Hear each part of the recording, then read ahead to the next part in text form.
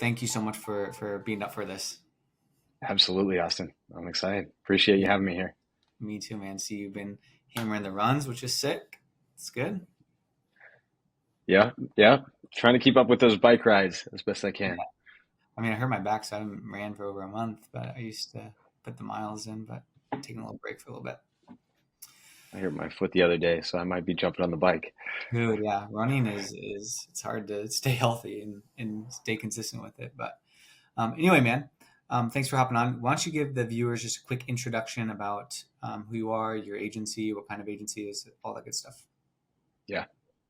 What's up, guys? Yeah, so my name is Zack. I run an agency. We work with alternative and high ticket medical practices. Everything it's kind of grown to be full service, heavy lead gen focus, call center focus, but we do about 120K a month, servicing roughly 50-ish active clients. Nice, good for you, man. So this is going to be for people who are of multiple levels. The people listening to it. The first level that we want to speak to is if I'm a agency owner and I am just getting going and I'm trying to hit that coveted 10K per month, quote unquote. What do I need to be focusing on as an agency to get me there? Sales, and marketing. But that's it. You've got a lot of time, and all you have to do is close a couple clients and sell. I know for me, I was putting out an aggressive offer, like whatever I could do to make that marketing sound, trying to get in front of as many people. I tried a bunch of different things to do so. Um, but yeah, just have conversations and make more offers. And if you could study something or work with someone to help, I know when I really got some sales training and then was marketing, like that's where I finally hit the 10K a month mark. Nice. And when you say come up with an aggressive offer, like what do you mean by that? So when I did it, I kind of looked. I was living in my parents' bedroom at the time. I had no expenses. Um, and all I had was time. And so what I looked at it was I wanted experience, and if a client paid me and then I refunded them, I really didn't lose anything.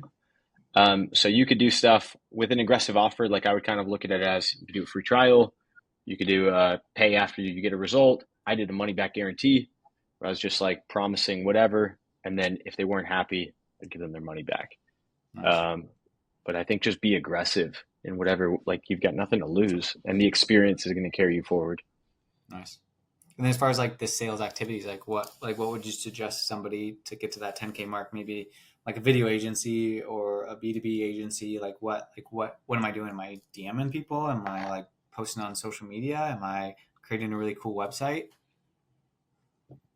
Um, yeah, the I don't think you don't really need a website. Yeah, you just need to. I mean, you could post on social media. I think I actually did get one of my first clients. I did post in some sort of YouTube video where they reached out to me. But like inbound is definitely a longer term play. If you have an offer in there, 100%. But yeah, I would be more DMing people. We ran ads. That was how I did it. Hmm. We run a lot of ads, like heavy ads focus, and so I was like, what better way to get ad clients than demonstrate how to run ads? Yeah. So we just ran more aggressive, better ads than everyone else. But video agency, I mean, same thing. We're DMing. I was cold calling. It was brutal. It wasn't easy. I didn't really get anywhere with it, but you could. I think just whatever you could do to put in the reps. But I think DMing or like cold email, we got a lot through cold email, cold text message, get to the decision maker, send them a message, Yeah. and get your foot in the door. Yeah, Yeah. So don't build a cool website. Don't optimize your processes. Let's just freaking hammer the paint on the sales. I think that's very sound advice and 100%. advice that people don't want to hear because they dream about hitting that 120K mark like you. So okay, let's say I'm at that 10K per month mark. What do I need to do to get to that 50K per month? Keep selling. Um, keep selling, really. But now you've got the other thing where now you've got a couple clients as well. Um, I think it's good to deliver a good service, but also it's important not to focus on perfecting that service. Um, but when I got to 10K, like I brought, you don't have to. Um, I had a vision of growing, and honestly, it wasn't the smartest. Like I would, if I did it again, I would probably service a 10K to get to 50. I would push my time up as much as I can without taking the foot off the gas with sales.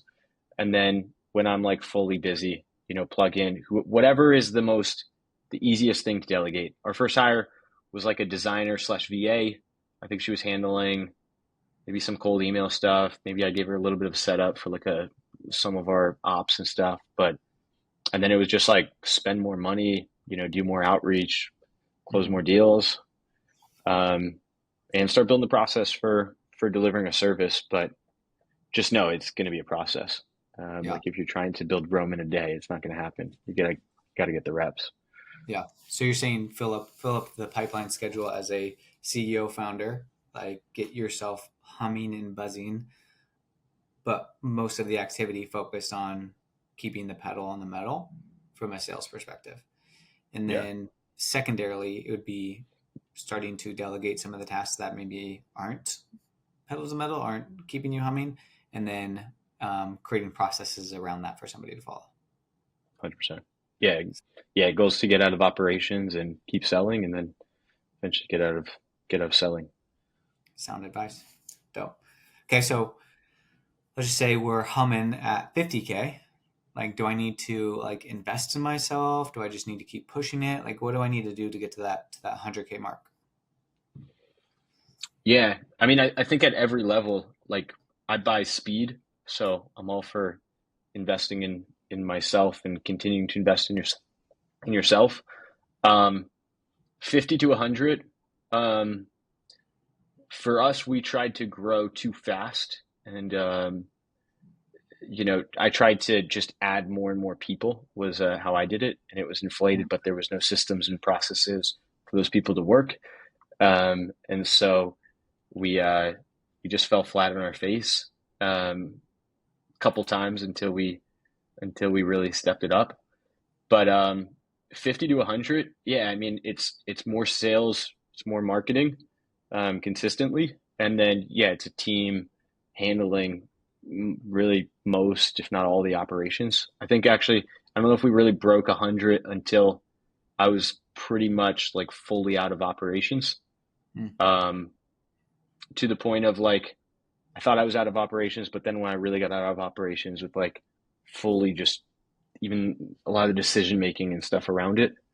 Um, so yeah, I think 50 to 100 is, I mean, get out of ops as quickly as you can, more systems, more processes. But once again, like you still got to have your foot on the gas there. Yeah. Um, and most of the time, getting to 100, like usually it's the founder still selling, probably even handling most of the marketing, if not all the marketing, um, to hit that. Yeah. So you're basically saying do everything that you can do to keep the foot on the gas when it comes to sales. So remove yourself from the operations side of things and find like a team or build a team underneath of you to operate while you're going pedal to metal from a sales perspective at the 50 to 100. And at that point, you should have a team where the fulfillment is pretty much taken care of. Yeah. Yeah. At about 100, you should have a team handling it. And Sick. then, yeah, and then you can just focus on sales and marketing. Yeah, nice. What about like layers of leadership? Like, are you like, is it like you're still managing the operations team, or do you bring in like an operator or someone to like head that? Like, what was that from the 0 to or the 50 to 100K?